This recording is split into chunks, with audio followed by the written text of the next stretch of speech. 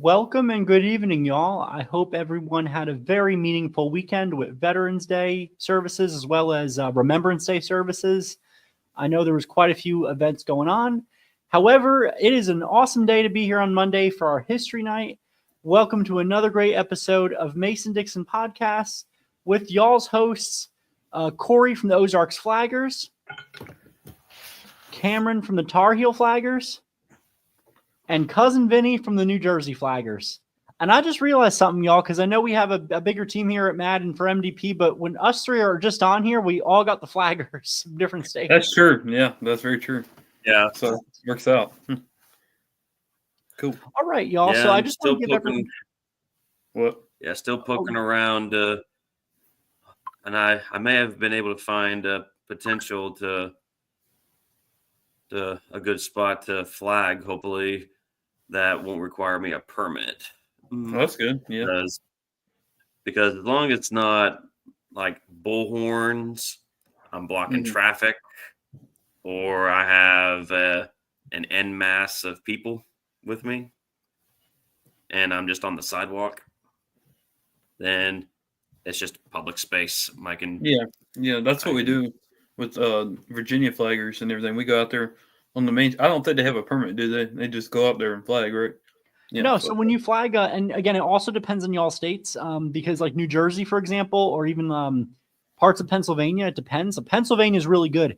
New Jersey, when we go on flag in there, we've got to make sure that we are number one, not in violation of anything. You have to make sure it's a free speech zone. There's all these things that matter. And usually when we flag, we find locations that are, again, you don't need a permit. I always tell them no bullhorns because that's some of the counties will have an ordinance saying that, anything that can be deemed annoying is a violation. So that's really vague, and a bullhorn would definitely be considered that. So we had one rally. It was not our rally. We were joining another person's rally, and the person had a bullhorn. The cops walked up to him and they actually grabbed it. They confiscated it and they gave it back to him after. Sounds about right. Yeah. Pretty much don't make a bunch of noise because aside from being in a public area, you do have noise ordinances. That's right. Yeah. That's true. And every city has its own rules. Mm-hmm. Yep. That's absolutely. And I also want to mention, too, before we go any further, the views and opinions expressed here on MAD and MDP are our own and just our own views, and they do not represent the views and opinions of any other person, group, or organization. Remember, y'all, that stars help us put up statues. So if y'all are watching on Facebook, please send us some stars to continue to put up new statues. Also, please check out Defend Arlington, as well as Save Southern Heritage Florida. They got some great stuff going on there, and we're going to be making some change, not just in Florida, but in the rest of Dixie all around. But yeah, back to your point, Corey, about when you're doing rallies and events, like we do one in like the Lee Jackson Day one we do in Virginia, but we do our own version of that in Jersey, which is we do ours way after everything else, just as to not get in the way with, Maryland and all that. So we'll usually do ours closer to February where there's like nothing going on. And we did a Flag Day / delayed Lee Jackson Day one, and we had like dinner after. And even just a small group of 8, like getting that put on wasn't super challenging, but we managed to get it done. We managed to share our history with people that wanted to know more, and it was all very positive. And it was really well done. And it really comes down to just starting off small and growing, because you'll have some rallies where you're lucky if it's like 10 people, if that, but you'll have some that just attract more, and it depends on a lot of things. Yeah, thankfully, I'm hoping when I found a good spot, I was just lucky that I was able to find somebody also selling their Little Rock frock coat. Yeah, you sent it to me. That's pretty cool. Yeah, awesome. Yeah. So I'll definitely be truly representing Arkansas, not just wearing something that's a Columbus Depot or a North Carolina jacket or just your typical shell jacket. I'm wearing something that's Arkansas, uniquely Arkansas. Yeah, definitely. So, right, cool. That's right, 100%. And I always like that, the authenticity of that and everything. And I think it was made to be for sure. So, Cameron, you have a presentation for us tonight. Yeah, I'm excited. Haven't done this one for, our podcast and everything. So I was like, well, why not? I've been doing this for a couple of camps. So just for anybody that is listening, if you need a speaker anytime, just let me know. I can do this presentation. It's actually pretty cool. I'm going to make it a little bit shorter than I usually do. It's usually around. Give the whole thing. The whole thing is 45 pretty much yours. Give the full Yeah. presentation. Mm-hmm. Anyway, so basically this is about my fourth great grandfather, Isaac Von Moore from Madison County, Georgia. Well, he's born in Elbert County, but resided most of his life in Madison County area. So he was a sergeant in the 37th Georgia, which is what this presentation is about. He wrote a diary from the day he enlisted in the Army and everything, and we're going to kind of go over that some. So that's the monument, I guess, that's at the Chickamauga battlefield. That's for the 37th because that was a big battle for them. They fought with the Army of Tennessee. So that's pretty cool. All right, if you want to go to the next slide, then he kind of go over his life and the regiment and things like that. All right, so the picture up here in the top, it's harder to see, I guess, but anyway, this is a little presentation I put together a while back. That's him at the top up there with his second wife. That's not my fourth great grandmother. It's his second wife, like I say. He was born in 1830 to John Nathaniel Moore and Martha Elizabeth Vaughn, 1830, like I say. He's the second child. He had 6 other siblings, 2 brothers and 4 sisters. And my fourth great grandmother is Elizabeth Jane Simmons. And they married 1852. His second marriage is the woman that's up at the top as well, Sarah Frances Ullman, and they married in 1901. And they had, between both of his wives and everything, 7 children, 3 sons, and 4 daughters. So we're going to go to the next slide. All right. We'll come back to this slide here in a little bit. Go back. All right. 37. So they were formed. So I was reading in the diary and everything during the presentation that I did for my camp. And I'm pretty sure that he was in the, I think he was in the 9th Battalion from 1862 to 63 because you mentioned that in there. And then I was reading some other stuff where it said that they, the 3rd and the 9th had formed together and everything. So it became the 37th Georgia. And he's in Company E. Like I say, he was a sergeant and everything. So that was pretty cool. And some of the counties that formed this regiment were Hull, Murray, Jackson, Franklin, Elbert, and Madison in the northeast region of Georgia. They were part of the Army of Tennessee. All right, next slide. Some of the commanding officers of this regiment include A.F. Rudler, Lieutenant Colonel Joseph Smith, Majors Jesse T. Bradford, Meredith Kendrick, and R.E. Wilson. And the picture on the right is Lieutenant George Washington White Cotton. I think he died at the Battle of Franklin, Tennessee. I think that's what I read. But anyway, he was a commanding officer of that. So, all right, next slide. Some of the major campaigns that they were in include the Tennessee campaigns and around Knoxville and the Cumberland Gap, Battle of Murfreesboro in 1862 of December, Kentucky campaigns in the Tazewell area. They were in Chancellorsville, Chickamauga, and Georgia, Atlanta as well, and then Battle of Nashville, Tennessee.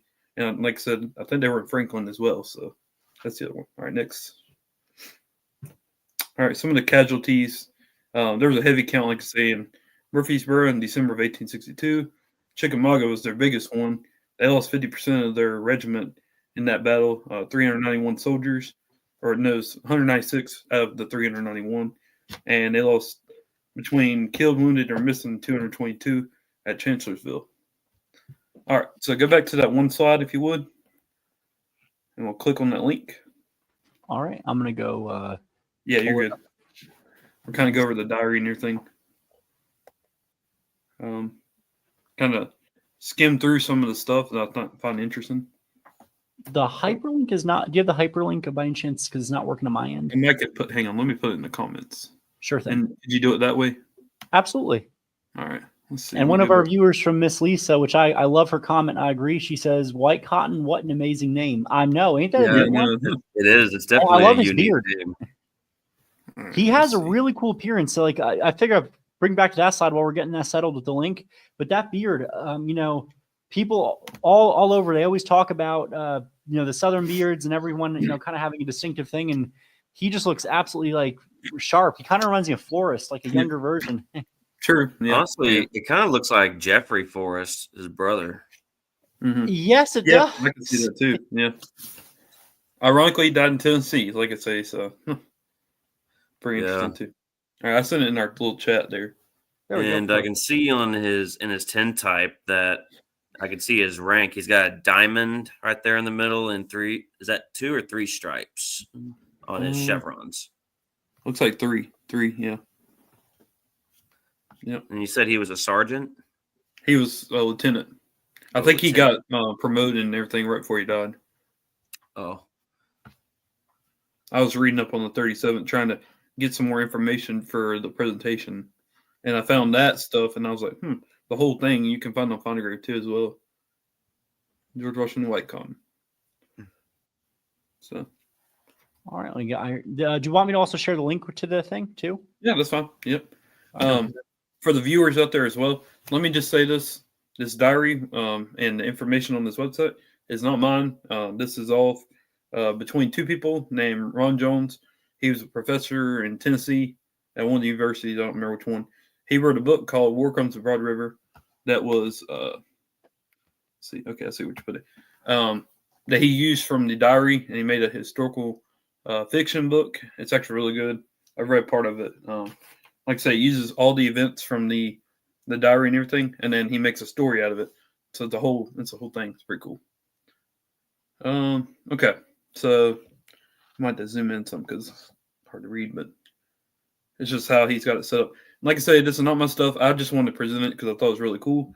It's about my ancestor and everything. So, yeah, that's probably good right there. We'll just kind of go over some stuff. I ain't going to take too long because there's a lot of information in here. But basically, at the top here, it talks about him being, born to John Nathaniel Moore and Martha Elizabeth Vaughn. He's born November 17th, 1830. Yesterday was his 194th birthday. So that's pretty cool. He enlisted on May 9th, 1862 in Company E at 37 Georgia, and he stayed until they surrendered on April the 26th, 1865 in High Point, North Carolina.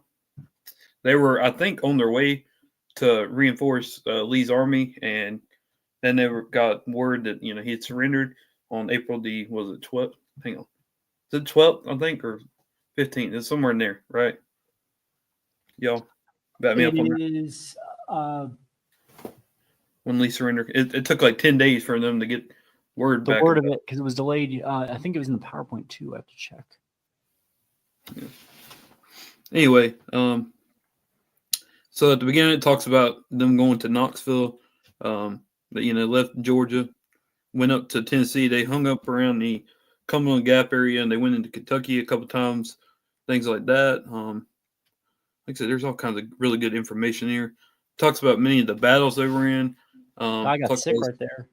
Yeah, he got sick a couple times with the yellow jaundice. I think it's how you pronounce that. Jaundice. Or is it jaundice? Is it jaundice? It's jaundice. Jaundice. Yep. Okay. Yeah. I never really studied that much, but he had him and Ed Everhart went there to a lady's house who kind of took care of them while he was sick and everything. And then he says her maiden name was Lo. She's very kind to them. Now, this is the interesting part. The money part that people don't really think about. Like on August the 3rd, so about 4 months after he enlisted, he sent $30 home. Now, we need to look at, I think we said that was like a couple grand or whatever is what he sent home. What it would be a couple grand today. This is 1862 we're talking about here. So, and it's also, and it's probably not greenbacks either. Yeah, no, it's just, it's Confederate money. I mean, it's new, per se. So they're trying to figure out how to do currency because they're starting from scratch pretty much. Nothing. I don't think they were backed by any gold standard or anything. So no, it was backed by cotton. Yeah, pretty much. It was up there. I looked at the calculator and it was a few hundred for sure. Yeah. So, I mean, they were definitely, his family was taken care of for during the war whenever he was out on patrol and everything. So August, I think this was his first battle, if I'm not mistaken. I know he's been a couple times, been near battles or whatever, but August the 6th, 1862 there, he said this was the, you see it's right there in the middle. All right. This was the day that the fight was at Tazewell. It commenced about 11 o'clock with heavy firing, continued until about 1 o'clock with small arms, but the Enemy shelled us until about 6 o'clock. Our side loss is about 45 killed and wounded. Enemy's loss is about 160.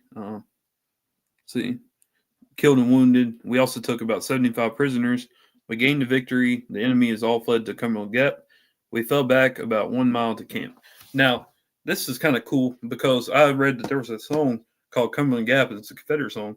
It is. I don't know if you could pull that up, but I think it's awesome compared, considering he was in that area. That's where him and his regiment were. So that's neat for sure. Let's say I'm just kind of skim down some. Let's go to about 1863 because there's a lot of good stuff there. I'll probably just like I say, and none of this is mine. Like I say, this is two people. They put it together. I would love to see the actual diary, and I may have seen it when I was younger, but because they did a family reunion, like had a presentation. I think he came and spoke, and he may have brought it there, but I don't remember it. Right here, just look at just to prove your point right here, because $100, and this is what I thought was really interesting when I looked up the, inflation.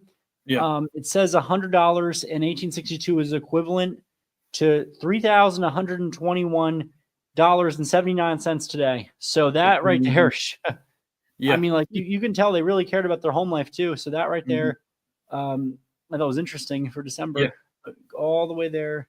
Mm-hmm. There's a lot in there. Like you'll see, sent $30 home literally 1 year into him being in the military, in the Army. He sent $30 home, May 9th, 1863. Now, let's see. If you go to, we almost already passed it. Go back up, I guess, Let's go to November 17th. It talks about his birthday in here as well. Monday, right here. Monday, This is my birthday. That one. I'm 32 years old. We marched past Oak at a noted place, Post Oak, I think it's what's called, Again, some of the other places there, they basically hung out around the Kentucky and Cumberland Gap area in Tennessee. That's mainly where they were stationed at, whatever you want to call it. All right, go down again. Some more. We'll try to find some good stuff here. There's Murfreesboro back there, but that's fine. I'm just looking through, seeing what up. I learn something new every time I read this. There's some really good information in here. I like the apple pie one. Look how cool that is. Yeah, let's read about that. And look how often he's sending money home too. $75. Yep. March 17th of 63, and so March 18th, we were in camp here for some time. Sam Fowler and myself made and baked apple pies, or they called them rights and lefts then, and sold them to soldiers at $1 a piece. Some of the soldiers were simply too lazy to cook for themselves if they had any money to buy anything with. That's pretty interesting, him putting that in there in his diary, and he's a sergeant here. He's one of the commanding sergeants. So that's and snow and very cold, big frost, and talks about that here a lot. I love up here March 14th and 15th. It was reported that the Yankees were advancing, but it was a mistake. On the 15th, we resumed to our camp at Shelbyville. So that's pretty funny. And you think back before technology existed, before there was any major like radios or anything like that, that was darn impressive how they're able to respond effectively, but then also, try to get whatever message across. I always thought that was fascinating. Sure. Yeah. All right. Here's the May 6th, 1863 there. All right. It's right here in the middle. Yep. Oh, go back up. You're on. It's toward the top up here. You'll see. Well, all right. Yeah. You said May 6th. It's right there in the middle. Yep. There it is. This is what I was talking about earlier. The 9th and 3rd Battalion consolidated into regiment, which is the 37th that we were talking about earlier. Yeah. So there's that part. So that's the official date, I guess, that they consolidated. All right. Now, I would love to figure this out because he added this in here. June 14th, 1863, had a visit from Charles Witcher, the Charles Witcher that killed Cal Edwards between Carlton and Broad River Bridge, or near Bridge. I think I know where that's at.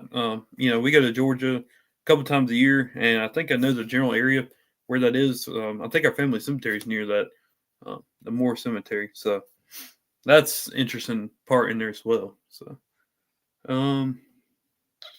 They even call this one with the railroad cars. This one, July 11th, where they call them the RR cars. Yeah, railroad, I guess. Yeah. Railroad. But I guess he was trying to shorthand it or whatever. So he put R&R. Yep. All right. You can go on down a little bit. Let's see. What else? Let's see. Trying to remember.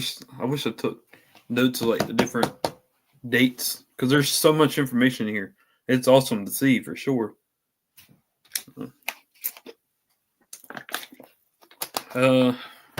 Here, let's see, in September, of course, we're getting close to Chickamauga at this point. He's basically because from what I see right here, but I see they're just cross Chattanooga. Yeah. Well, and they went to Charleston too, which I thought that was kind of interesting. Yeah, right here they took the cars. Getting third. Yeah. So I think they were getting supplies or something. That had to be what that was. Yeah. Because they went to Charleston and then they went back towards Georgia. I don't know which railroad it was that they took, obviously, but I'd have to look at a map and see. That'd be interesting to see. All right, let's go down to September the 17th. Start with that. So just down just a little bit. We left Lafayette. Right. Yep. Let's start here. We left Lafayette and marched up Chattanooga. Rode 8 miles and camped at a church. Interesting. September 18th, the next day, they marched to Chickamauga Creek. Heavy firing commenced. Enemy shelled us heavy. All right, this is where it gets really, really interesting. Okay, we're at Chickamauga now. That's like one of the bloodiest battles, I think, at least in Georgia. I don't remember if it's not up there with Gettysburg or Sharpsburg or anything like that, but it might be third in line. September 19th, 1863. This is the day of the great battle. Our brigade got into battle about 3 o'clock, killed and wounded in our regiment about 140, 3 in Company E. They were Lieutenant Power, Lieutenant Corporal Morris, and RT Power, 93 wounded. Myself wounded in the right side. Ball struck cap box, did not go through. W.A.J. Brown, Jesse Brown's grandfather, which is, I think it was his wife's uncle. Yeah, I think that's what it was. Carried me off the battleground. He had a sick certificate, and he followed us and carried me behind the log to protect us from bullets. So that's pretty cool to see. Actually, another one of my ancestors had the same situation happen, but it was at the Battle of Kernstown in Virginia, up near Winchester. He got shot just above the heart, and a Goodman guy, that's his last name, carried him off the battlefield. So I got 2 ancestors that had the same thing happen to them, just different battles. That's pretty interesting.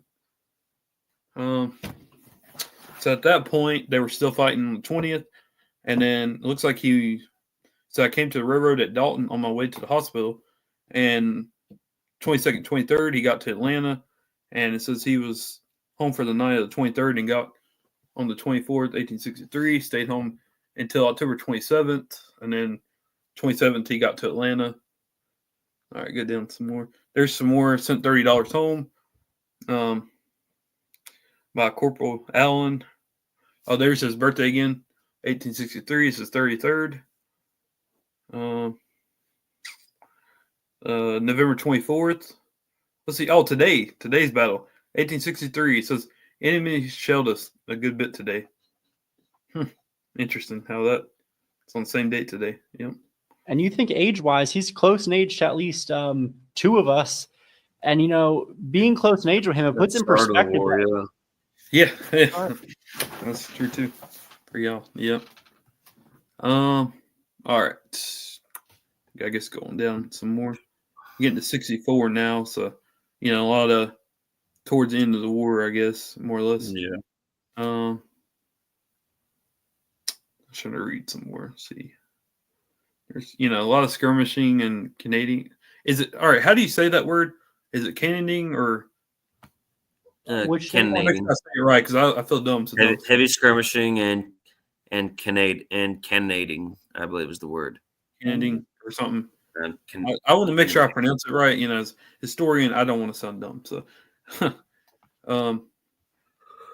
but I see that word a lot. I wish we had like some kind of translate thing that can. I don't know if you have one on yours, Vinny. Cannonade. How? Cannonading? Cannonade. Cannonade. Okay. All right. That way I make sure I say it right whenever I read Cannonade. it.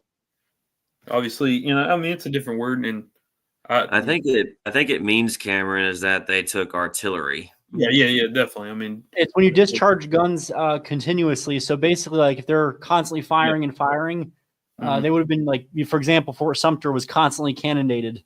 yeah, that's true. All right. Let's see. When I don't clean up my room, I get constantly cannonaded growing up. However, as an adult, I don't. You have to cannonade yourself to clean your room. Yeah, fair enough. All right, let's go down a little bit more. Let's see. And like I say, they were with the Army of Tennessee, so they didn't go to North Carolina until toward the end of the war. I guess they, I guess it's 64 that Tennessee fell, right? Somewhere in there. I believe so, yes. Around so there. Yeah, that's why they left Tennessee and stuff and went to Virginia to go try to reinforce Lee, because they were like the last stand per se. I think Texas was technically the last stand, but Lee's army up there in near Appomattox and all that, and we were in Petersburg at that point, and then they tried to go west, and that's how they ended up at Appomattox and got trapped there. Yeah, because you also remember when Beauregard was finally called into prominent active service into Tennessee, there was really not much he can do, and Davis expected him to work a miracle, which was obviously unrealistic. Yeah, they should have definitely kept him in, and that's the interesting part too, because he was at York Hill, is what we call it, in Salisbury. It's at the river, Yadkin River, and they set up some cannons there. They were defending the railroad because Davis and his men were coming through trying to flee, Richmond and all that, and Danville and High Point, Greensboro, that area. They were coming south. I think they were going to Charlotte to have their last cabinet meeting, but they were coming through, and so that him and his men set up cannons and stuff to try to hold back not Sherman's men, but Stoneman's men. Stoneman was coming through, so they we're actually going to try to eventually get a historical marker and call it Beauregard's Last Stand. That would be something we talked about before, so we'll see if that happens or not. Put it up there at York Hill. We've done flagging up there, me and David as well, so that's pretty cool. Yeah. All right. I'll go down just a little bit more. If you would. Thanks. Like I said, there's a lot of skirmishing, as you can see in here. And he talks about some. Look at that. Yeah. All night. Could you imagine, like, how exhausted these men are? I mean, no flashlights, no electricity. The best thing you got is maybe a candlelight, and that's really dangerous because you can't aim right. Sure, yeah. And I think that's exactly around what this happened. time too is you're working with what you have left, essentially, because I reckon these guys have not had around this time their clothes are probably tattered or probably not in the best shape, because yeah, that's true too. Yeah. I would love to see. I haven't found one. For one, I would love to see the actual flag of the regiment. Hopefully, I'll find that eventually. And two, I've never seen a picture of him in his uniform. I don't know if one exists, but I'm sure there's got to be one somewhere. Considering the money that they had and everything, most of the time they would have. And him being, I know he wasn't an officer, but he was a sergeant. So I mean, he's up there. He's not a private per se. So and if not, there's probably a reunion photo somewhere. There might be, yeah, because he lived till 1918. So there more than likely was one down there. So maybe I'll go to the library in Elbert County and see if I can find one down there. I don't know, it's worth a shot, I guess. All right. Let's see. June 30th, 1864, right there. It talks about they were in battle near Marietta, Georgia. A couple days later, heavy skirmishing. We fell back 8 miles. They gave up Marietta. Let's see. They built breastworks and heavy skirmishing.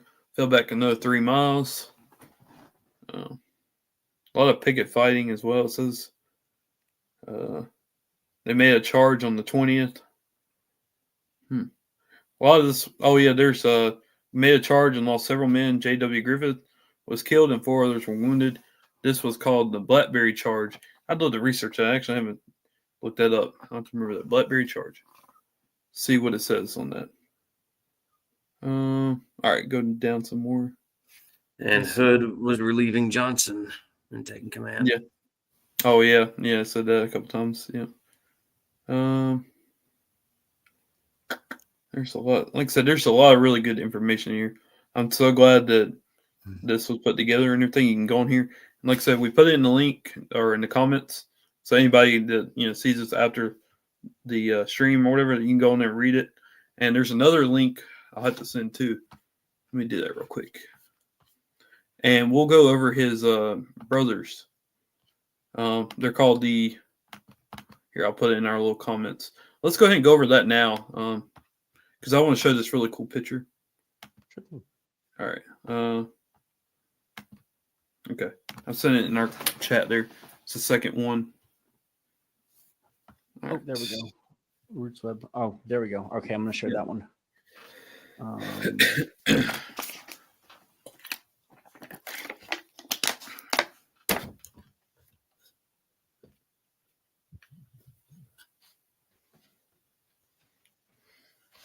There we go.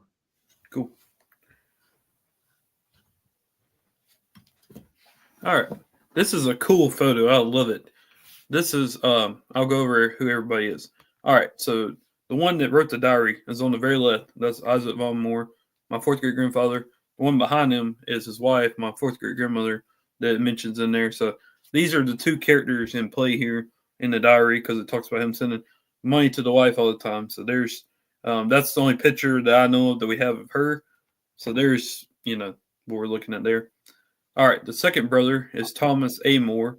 He's in the middle. Yep. And that's his wife. Now it should be down below. I think it has her name. Yep. Martha Elizabeth Tucker. Okay. And then the brother, William M. Moore, I think, H. Moore. Is it M or H? I can't. M. M. Okay. M. Moore. Yep. And his wife, Keziah David. Might be Kiza. Yeah. Or is it Kiza or Keziah? I thought it was Keziah. Probably Keziah. Yeah, probably. And then their father, John Nathaniel Moore, and then Martha Elizabeth Almond that we were talking about earlier. Actually, no, I think this must have been his second wife. Yeah, because remember she was a Vaughn. Anyway, the mom was. Yep. So that's pretty cool to have this photo, and there's actually should be a colorized one somewhere. But anyway, if you'll go down a little bit for me, please. Mm-hmm. Yeah, look at the long beards. I know, that's freaking awesome. And the dad is the son of a War of 1812 veteran. And then his grandfather was in the Revolutionary War from Virginia. And then they came down to Georgia for a land grant, because a lot of people back then, after the war, they didn't have no money to give. So they would, give them land in the South and such. So that's pretty cool. So that would have been an accurate thing to do, because money, because especially early in our republic, their Congress essentially was out of money, hardly had any money. So especially after the Revolutionary War, the closest thing they're setting up government and everything. Yeah. Closest thing you'd get is a land grant or pension for life. Sure. Yeah. And see, even then, that was difficult, because a lot of times you had to try to prove your service and such, and you had to go into court and testify, had to have witnesses and such. So it's a lot. Yes. At the beginning, they didn't have no, documents, I guess, at that time. I mean, they may have. I don't really know per se, but yeah. All right. So we'll kind of go over this. I'm going to zoom in on my computer. Well, and to your point, you figure out that during the war, especially in places like Georgia that were really hit hard with destruction, in parts of South Carolina, I mean, you had whole courthouses that got destroyed or burned, or records that just didn't last the destruction. So right then and there, you lose like generations of proofs. And that's something that, people forget can be very difficult. Agreed. Yeah. Yes, it is. Yeah. No, you're good. You talked, Corey. My bad. All right. You want me to go? Go ahead. All right, so I'm kind of just going to skim through this a little bit. It kind of talks about when the war broke out. 3 of the sons of John Nathaniel Moore enlisted. Two of them were in the 38th Georgia, which was the two brothers, and then Ike in 1862 joined the 37th, or I guess it was the 9th Battalion, and then the 37th. Kind of talks about that. It says the middle son, Isaac von Moore, which it's not middle son in the picture, but middle son is, as in the birth or whatever, had married and moved to adjoining Madison County. These families had come to northeast Georgia from Virginia, where several of their ancestors had served the colonies in the American Revolution, as I mentioned earlier. Let's see. They had all started families and got married and all that stuff. Talks about that. In May 1862, the 38th, along with 5 other regiments, mustering a total of 6,000 to 7,000 men, were placed under command of Brigadier General Alexander Lawton, who was commander of the Georgia Military District. Had proposed formation of an elite brigade of Georgia troops to answer Richmond's call for troops to repel the threat posed by McClellan's advance from Williamsburg on the Confederate capital. So, it talks about that. If you'll go down just a little bit. So, yesterday on my private page, I mentioned about one of my uncles that died at Gettysburg. This is mentioned in here, his name somewhere. It says Alexander died at Gettysburg. On the 17th of July, the writer believes it is quite possible that Thomas stayed behind. Thomas is in the picture up above with his uncle, as Thomas had served previously as hospital steward, according to his muster documents. During the Battle of Gettysburg, Williams' unit participated in the successful assault on Houck's Ridge and the now famous Devil's Den on July 2nd, and July 3rd covered the withdrawal from that position, sustaining heavy casualties. There you go. So there's that. It should be in a comment somewhere, right? Did you put it on here? The link to this? That one, Okay, you can do that here. We can do that here in a little bit if we have to. No problem. If anybody else would like to read further, there's a lot of really good information here, but there's a bunch to kind of go over. But let's see. I was trying to see. Yeah. They were also, so all the brothers were at Chickamauga. It mentions that on here. And let me mention too, I forgot to say, they switched from the 38th in 1863 to the 15th Georgia as well. So. And here's his capture where he mentions where he was sent to Rock Island. Yeah, that's true too. And I think he stayed there till the end of the war. Until he transferred for exchange in March 1865. The war was over. Where's before Rock he could. Island at? In Ohio, I think, ain't it? Or Illinois? Illinois. Yeah, John Hill goes up there, I believe. So, yeah. Or actually, no, he goes to John's Island. John's Island, that's right. Okay. Yep. Okay. Yeah, it is Illinois, though. I do remember that. I need to go to Elmira when I get a chance. Our Bernie ancestor that we talked about, remember? He's buried up there. Yeah, and probably coax these people to fix his name. Yeah.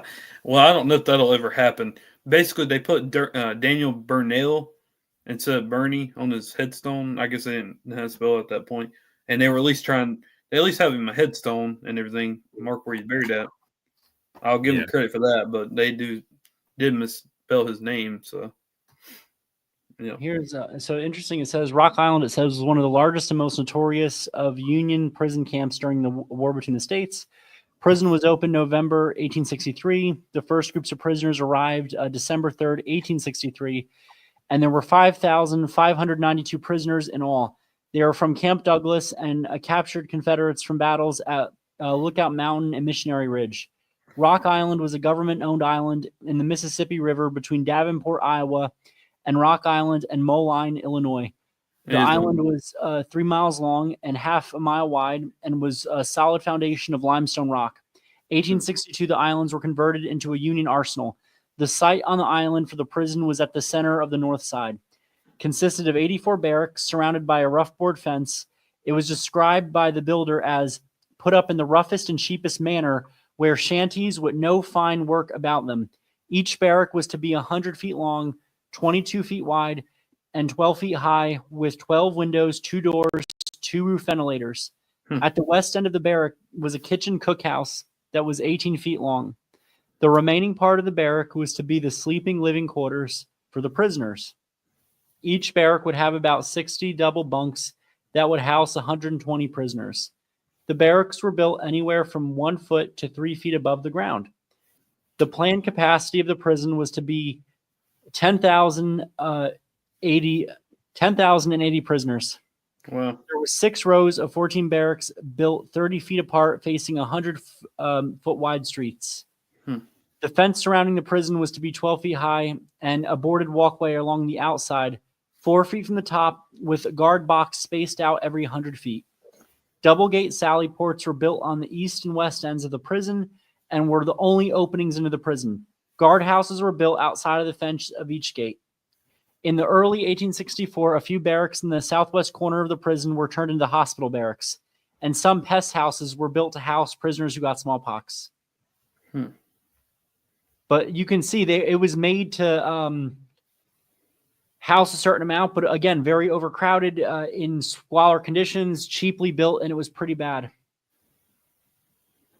Yeah. And each company of prisoners received 10 days ration every 10 days instead of a daily ration every day. That's sad.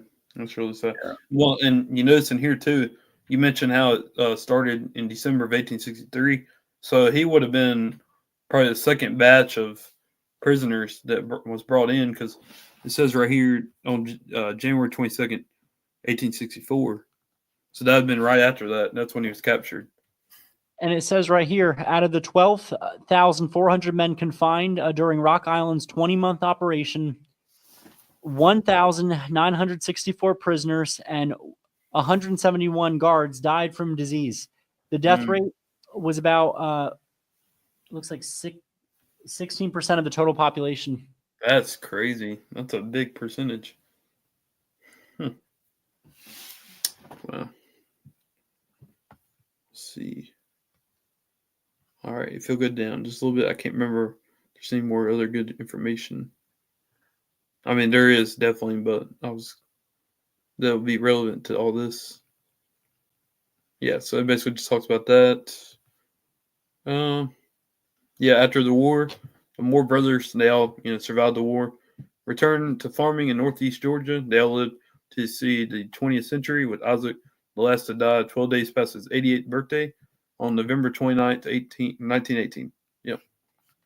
So it's pretty cool. There's some good information there about 37th Georgia and Isaac Von Moore and his diary. So that's my presentation for tonight. If anybody in the comments have any questions, just let us know.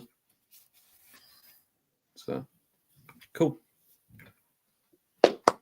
Great job, Cameron. Thank you. Like I said, I go to camps. I went to one in Franklin County, Georgia. That was pretty cool. Did the same presentation, all that good stuff. So, did one for my camp recently. I was supposed to go to one in Greer, South Carolina, but the date just didn't work out. So hopefully I'll go here soon, get that settled and everything. That'd be good. So we're making it happen though. So, yep. Yeah. Right. Miss Lisa says, awesome presentation. I love hearing about others' ancestors. Same here. I love it. I love research, doing ancestry. So I do too. It's an amazing story. Going into your own family tree. Yeah. Learning where you come from. Yeah. Behind me is the Scottish flag. I'm literally 39%. I think it's 39. It might have went down now.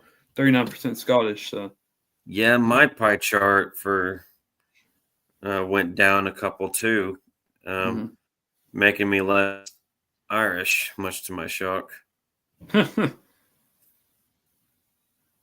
What's up, Brandon? He's in here. Great to see you, Brandon. Brandon said, I just caught the tail end of it, Cam. I'll go back and watch it in its entirety. Awesome. That'd be great. And make sure you find some very difficult to answer questions to ask Cameron. I'll have to read it later, or you just text me, whatever, either one. You better you do what I do and call Cameron at 3:00 in the morning. At 3:00? Yep, 3:00 in the morning. I'll be asleep, man. Well, That we don't apparently know. I'm 5% Irish and 28% Scottish. Scottish. You got to talk like that because that's how we talk. We're Braveheart. And 6% Wales, and I don't know what this means, but 11% Germanic Europe. It means you're German. You're 11% German. Because you got to think how many times the lines of Germany has been changed between all the wars and such. So yeah, that's why it's saying Germanic Europe. Yeah, and 48% England and Northwestern Europe. That's good. Yeah. Let's see. Yeah. Ancestry done messed up now. You should just you click one button and you could go right to your DNA results. But now I got to click through everything. I don't even know what button to hit now. It's not origins, it's not matches, or it's not traits.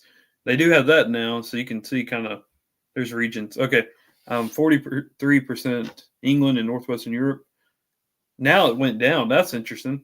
It's saying Mine too. 22% Scottish. That's sad. I was up there with 40-some percent before. So, 21%. I wonder how they break it down. Like, yeah, it would be interesting to know. Yeah, because I'm shocked with the 5% Irish because agnatically, from my male line ascendancy, is Irish. My agnatic ancestor was the progenitor of Clan Uanil, and is considered a quasi and legendary historical figure. Nile the Nine Hostages. Yeah. And so now for mine it's showing 22% Scottish, 21% Germanic Europe, which definitely should be higher now. I mean, my Sloop line is German all the way, I mean, that's literally German last name. 5% Denmark, 4% Netherlands, Cornwall. Now that's interesting. I hadn't seen that one yet. Well, Cornwall is unique in its own culture because Cornwall, because you got Cornish folk there, and then there's some Britannic folk there. Mm-hmm. I had 3% apparently of that, so that's definitely cool. I'm 2% Swedish. I'm 2% Iceland. That's cool. Vinny, do you know what your breakdown is by chance? Huh? Does Vinny know what his breakdown is? So I do actually. I can pull that up. Are you Icelandic, Cameron? Apparently so. I'm Icelandic. 2%. I mean, that's still. You want to live there? I'm shocked at the 5% Irish because it was up there in the late teens, early 20%. Hey, Lisa, I see you said Widener or Whitner. I have some of that from Catawba County. Do you have that? Whitner and Forsyth. Yeah, that's interesting for sure.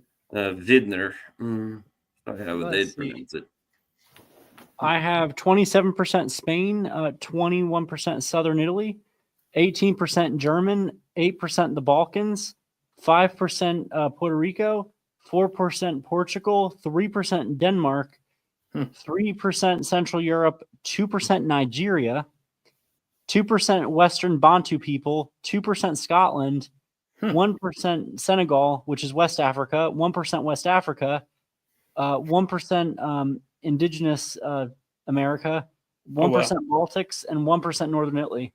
And the makeup of the Western African is because on my father's side, that is Afro-Puerto Rican, and a lot of them are African, mixed with Native, and some European in there. Yeah, that looks cool.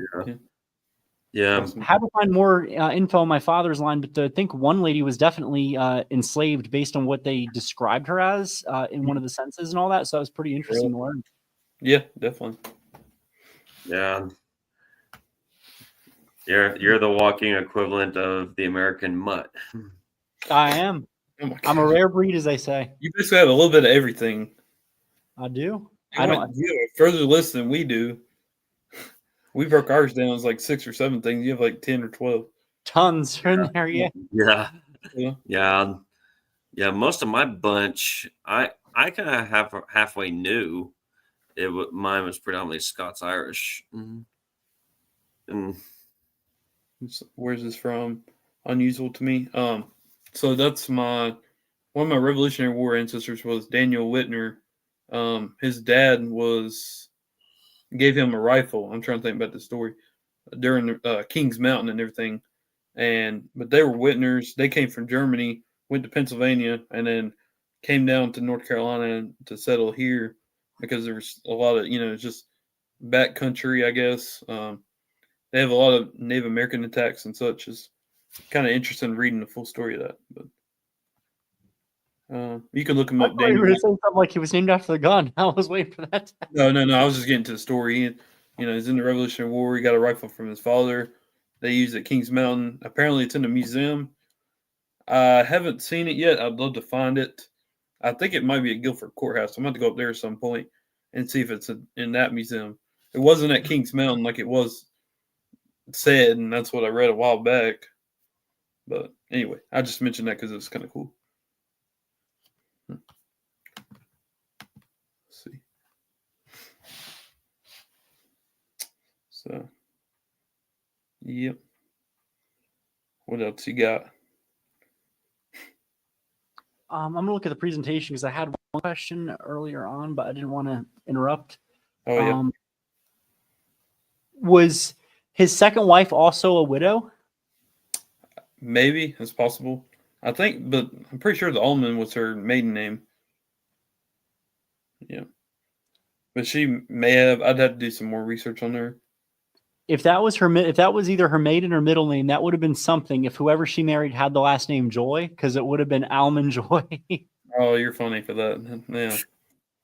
Real funny. And did he marry a relatively young woman, or did he marry a widow? Are you talking about his first or second wife? That was his. Yeah, and did his first wife? Did she die of like disease or something, or was it just kind of natural causes? She died in 1897. I haven't read anything. She was 60, so I mean, you got to think of the years and everything. And that's right, because back then the life expectancy was lower and it was different. And I always love that when you look at you look at the 80s and 90s movies and you see people from their 40s and they look like they're much older. And now it's you see people in their 60s and then they don't even look like they're anywhere near 60. Sure, yeah. It's all about technology and such these days, That's right. Yeah. So. Right. Cool, but yeah, I just looked on their Finnegrave and they were about the same age. He was about 5 years older than both of them. So, yeah. So if that answers that, I mean, like I say, I'm not sure what exactly happened. I haven't. In 1897, they didn't have death certificates. I don't think they came out until like 1910, if I'm correct on that. So sadly, you can't see what she passed away of unless there's some other record somewhere. But, well, yeah, especially depending on the town size. If it was a smaller town, it would have been probably just like a local doctor or something like that would have maybe made a note here and there. Sure. For sure. Yeah, and most families usually talk about how a person died normally. Yeah, I haven't seen any of that, and I'll have to go back through some of the books that we have, and it might be in there somewhere. But on top of my head, I don't know exactly what it is. Just know she passed in 1897, and in 1901 he got remarried, and that's who's in that picture at the top. I got that portrait in here in my room actually. So pretty cool. I speculate she's probably a widow. She might have been, yeah. Let's see. Let me click on because if that's his second wife in the photo, then he probably didn't marry a significantly younger woman. Okay, yeah, that is times. Her Allman, I think, was her maiden name because her husband before that was A. Joseph Bentley. So, yeah, he died in 1890s. That's ironic. How about that? What is the irony there? Yeah, Both of the they lose their spouses died in spouses. 1897. Both died in 1897, age 60, nonetheless. Yeah. Wow, that's I didn't even notice it until now. How about that? They were made to be. Yep, that's what it sounds like. And so they last about what 18 years roughly. Yeah, something like that. So. Yeah. And is his second wife your fourth great grandmother? No, the first one was. First one was? She was in that picture. It was on the Simmons. Elizabeth. Yeah, Jane Simmons. That was my fourth great grandmother. Wasn't That on was this correct. presentation. It was on the Other Moore one. Brothers one. Yeah. If you want to go He back to that, kind of looks like you. I do see a little resemblance. do you know? I do. Yeah, I'll take it. Yep.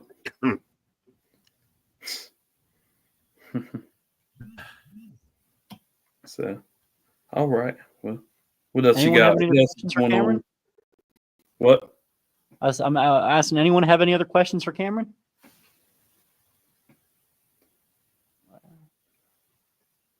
Let's see. Seems like everybody liked the White Cloud. What? And y'all would be really shocked about where you'll find stuff turn up, because my buddy Jeff Plummer gave a great presentation about several of the people in North Carolina regiment at Gettysburg, and the one gentleman, his saber, I think it was some big stuff that turned up in Gettysburg at a pawn shop. Oh wow, really? Of all places, like how Wow. it got there, it just showed up at a pawn shop in Baltimore, Maryland. Yeah. Oh. That's interesting for sure. Sad that somebody would sell that to a Hopefully. pawn shop, like Oh yeah, and it could have been probably something as simple as that they maybe had no idea what it was, or could have just fallen into the wrong hands. I forgot the gentleman's name off the top of my head whose it was, but they don't know exactly where he is, but they think that he is somewhere in the Confederate mound in Hollywood Cemetery in Oh, wow. Richmond. So it was Really? one of those things where they knew where he was, they just couldn't pinpoint where. yeah. And how the saber got into other hands is just unknown at that moment, but it somehow ended up there. Fascinating for Yeah. sure. Yeah, in the latest magazine of the Confederate Veteran, they were talking about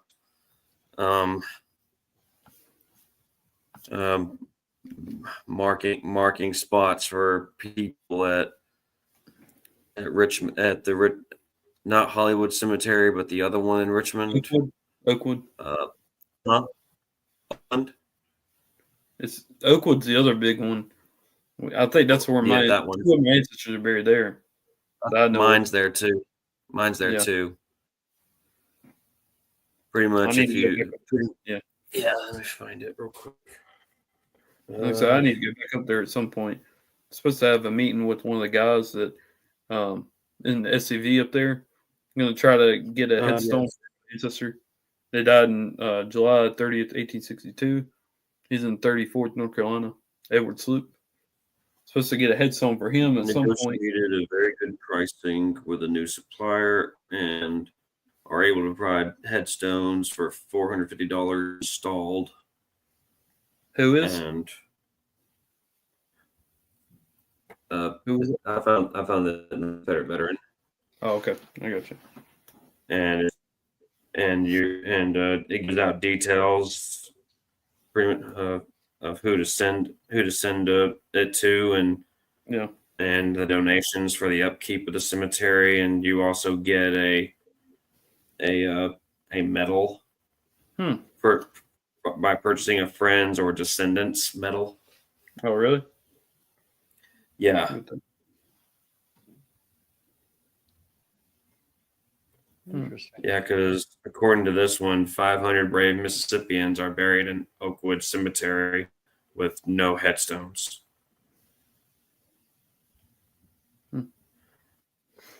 About more than 16,000 Confederate soldiers of their state are laid to rest in that cemetery, and and Lord knows how many of them are unmarked. Mm-hmm. There's probably a lot. Because I was Except reading except a for a while back about numbered marker. Was it Oakwood, or was it? I can't remember if it was Hollywood or Oakwood, but they would have like 100 funerals a day or something like that because there's so many bodies. Like you think about the pastor that had to officiate over that and everything. It was a long That's day a brutal job. every single day because there was just so many people being brought in, and that's why they couldn't mark every single one of them. Like they might mark it, but they didn't put their name per se. They couldn't identify them. They have enough time to do all that. It's really sad. In other cases, one example, because the original cemetery that General Forrest was buried in was Elmwood in Memphis, and I've been there when I was growing up. We went there, and we did the cemetery tour and all that. A lot of them are Confederates in that cemetery. Well, the one massive area that was made possible, but I think it was the Ladies Memorial Association, the LMA. Yeah. That area, that plot of land, they had all the stuff written down, who was who and all that. The problem was that it was written on chalk, and then it just so happened to rain, and it washed everything out. So they lost everything. So it would be all unknown. And I think it was recently that they somehow found a script or something, so they're able to pinpoint who was who and where. So that was the only good thing that came out of all that. That's good at least. Yeah, I just sent you, Vinny, a picture of my ancestor that's buried at Oakwood. Mm-hmm. And if anyone would like to see what a 6x6 looks like, and unmarked except for a small 6x6 numbered marker, which may represent as many as 6 soldiers buried right there. Yeah. And they would bury them on top of each other. I think like they would do 2 in each plot. That's why you'll notice like some have the military headstones that are up, and then you have the I can't remember what they're called. They have terminology for it, but it's on my head this second. And then you have the other one that's like a square shape. Or rectangle, I guess would be the better word. So yeah. But yeah, Vinny, could you, if you get it, could you put it up for everybody to see? Absolutely. I'm just waiting. The thing is being a little slow on me. Yeah. Oh. I think the chalk thing happened at yeah, and the medal for friends and descendants of the descendant of a soldier buried in Oakwood is made of bronze. Is that a book you have on that? The Confederate veteran. Okay, yeah, I got you. Latest edition. Mine's somewhere. I don't know where I put it, but yeah, and pretty much this may be acceptable to the Veterans Administration, but is not acceptable to us, and that is correct. Because go ahead.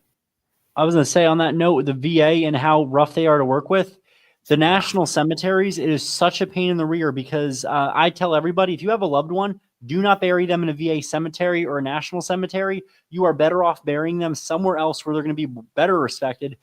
Because we experienced something when we were at Gettysburg. My friend was wonderful enough to put all little small flags, third national flags, where our Confederate soldiers were. We walked through no problem. And then on our way back, we noticed that this woman, she put all these beautiful Vermont state flags on the small graves on the ground, honoring the Vermont soldiers, right? That was her heritage. She had every right to do that. And the VA association who worked for that cemetery pulls up, they yell at her, no, you can't do that. And they made her pick up each and every last one of the Vermont flags. And then our flags are probably next. So we checked the next day and they were all gone. Really? Yep. Sad. Yeah. It's really sad. They do that. That's everywhere these days, sadly. Well, hopefully hopefully it changes with this upcoming administration. I hope so. I'm praying because we need to desperately redo how things are, because it was under Obama's administration where we lost the ability to properly honor like we should be able to. And, we should be able to leave whatever flag you want to leave at a cemetery. This is ridiculous how your constitutional rights don't apply there somehow. And I do it anyway, because our taxpayer dollars fund their salary. But, seeing what's become of that. And I want to see if my friend will come on here and do a presentation on the Gettysburg graves and all that and who they were, because there were some cool stories. And the cemetery next to the national one, you will see some Confederate soldiers that died there after the fact. They moved to Pennsylvania for whatever reason. They died there.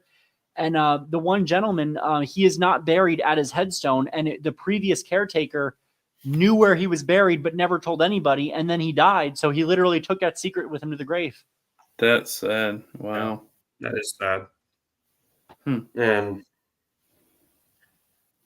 I agree, Miss yeah, Lisa. same. I agree, big time. Monument Avenue needs to be put back. Sadly, I don't think And- that'll ever happen because we need somebody that can actually run for office in Richmond or just in Virginia in general. Our good Maybe. friend Philip Hamilton, he's running for Virginia Senate, so maybe he'll advocate for that or something. Maybe something. Maybe we all need to immigrate to Virginia. Yeah. Oh, yeah. Make it better again. Yeah. I mean, that It's happened in cool. Pennsylvania. People left because Maryland's been a lost cause. I know in terms of like getting it, to be more conservative, more Southern because of DC ruining everything. But Yeah. people fleeing Maryland, they fled Maryland to Pennsylvania, and they've been making Pennsylvania better, a lot Yeah. better. Mm-hmm. Oh yeah, and don't pick around with the Amish too. That's right, Miss Lisa. Miss Lisa said I played around with those monuments as a kid. It's personal. There was a lady in Richmond. I forgot her name, but she refused to take down her battle flag. Even during 2020, she kept it up. She kept fighting. And there was I don't know if it was the same lady. There was another one who she was older, and she was on that lawsuit for Monument Avenue. And she was a true fighter, and she died, I think in 2022 or 2021, right after the monuments got removed. But she was a fighter until the end. But how lucky was that to be right on Monument Avenue and just have your morning tea with General Lee? That would have been a dream come true. Yeah, it would. Honest to God, though, I think one day it will be restored to their former glories, but probably not when we're not in our prime. You know what I mean? It's going to take years because if you look at what happened with like communist China and all that, they ruined priceless works of art. They did the exact same thing with iconoclasm, and it took years for the generation to wake up and then actually start rebuilding stuff that was destroyed, and that was just years after the fact. And this is sad because our ancestors are the ones that built these things, not this generation, and it wouldn't be the same. Our ancestors, women of the South, it was their daughters and all that raised these funds through something as simple as just doing like a barbecue, doing strawberry ice cream socials, doing fun events and raising money. They managed to do it. Yeah. Yeah. But if you zoom right there on the picture, you see a series of numbers on that stone. And 37, 38, 39. Yep, that's That's three. Yeah, yeah. I believe that's a spot. That's a location spot. Mm-hmm. And you got one of them stickers right there. Mm-hmm. Yeah, a really good prank is putting one of those in someone's shoe. Putting what? The flag? In someone's what? See that little sticker, the little poker? I think they call that a chestnut. Yeah. The pricker. I think we one of them burrs. Yeah, that's what we call them, spurs. Yeah. Put one in someone's shoe and see what happens. Burrs. What, Vinny? Oh, dude, they hurt my when you're barefoot. When you're barefoot and you step on those, they hurt worse than stepping on stickers. Yeah. I'm talking about, Cameron. Yeah, North Carolina, we have a lot of them. Stepping on stickers. Yeah. And I love being barefoot, and I hate stepping on a sticker. Start running real quick. And you wouldn't believe how many you peel off your foot when you're done. Yeah. True that.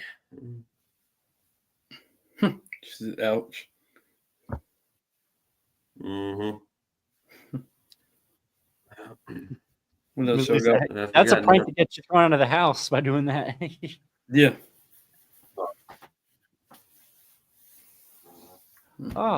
We have a tree that's near my grandparents where the neighbor has them, and they are everywhere. And I remember as a kid touching them and going, ouch. And I only did it once because I was curious. And, you crunch over them with your shoes. They were something else. Mm-hmm. Agree. And they're done that. Ouch. All right, Cameron. Well, I want to thank you so much for doing such a great program. I think this is a great time to wrap up. Yeah. All right. So and hopefully we'll be on here on Thursday.